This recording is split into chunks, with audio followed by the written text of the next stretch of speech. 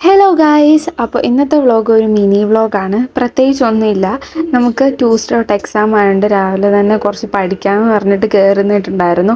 പ്രത്യേകിച്ച് പഠിത്തമൊന്നും നടത്തില്ല.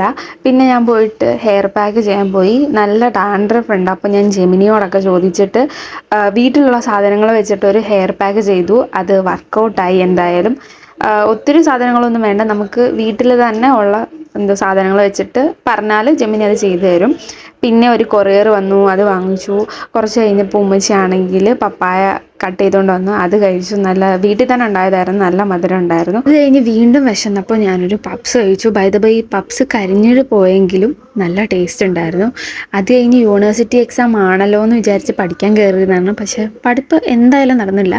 അപ്പോൾ ഞാൻ വീണ്ടും പോയി TV കാണാൻ തുടങ്ങി. ഒരു സിനിമയൊക്കെ കണ്ടു.